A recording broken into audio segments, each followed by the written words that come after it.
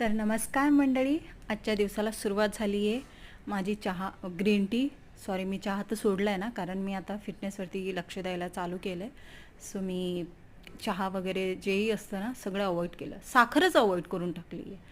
तर मी गरम पाणी आणि चहानी ग्रीन टीनी सुरुवात केली आहे आणि आजचा व्लॉगिंगला पण सुरुवातच झाली आहे असं समजा. तर चला बनवूया. तुमच्यातलं असं कोणी आहे का ज्याला स्वयंपाक करता करता खूप सारे विचार येतात? जसे की माझं घर असतं स्वतःचं तर मी कशा पद्धतीने सजवलं असतं, कसे पडदे लावले असते.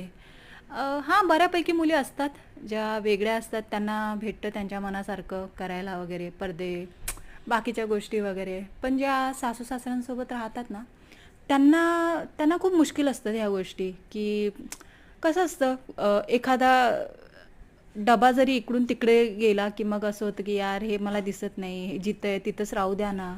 अशा टिपिकल गोष्टी होतात. सो बऱ्याचपैकी ज्या मुली असतात ना, ॲक्च्युली माझ्या फ्रेंड्स पण जेव्हा आम्ही फोन विनवर किंवा अमोरासमोर बसून भेटतो बोलतो ना, तेव्हा पण असे विषय निघतात की यार कधीतरी मला असं वाटतं की माझं स्वतःचं घर असावं.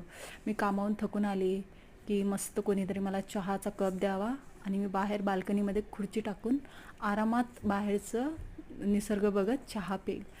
म्हटलं होईल तुझं, बघ तू मेहनत करतेस, कारण ती कामाला जाते तर तिचं होऊनच जाईल चांगलं.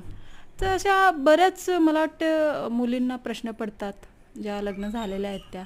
ज्यांचे लग्न झाले नाहीत त्यांची तर मौज मस्ती आहे, पण ज्या लग्न झालेल्या आहेत त्यांना मला बहुतेक असं वाटतं विचार पडत असतील, कारण मी कधी कधी मला पण असं होऊन जातं की मस्त छान पडदे, छान छान गोष्टी ज्या आता नवीन नवीन आपण बघतो ना रील्सवरती, हे असं किचन ते कसं सॉरी इंस्टावरती जे किचन दाखवतात ना ते बघून तर मला लय कसं तरी होतं की यार असं आपलं असलं पाहिजे. म्हणून मला हे विचार पडतात.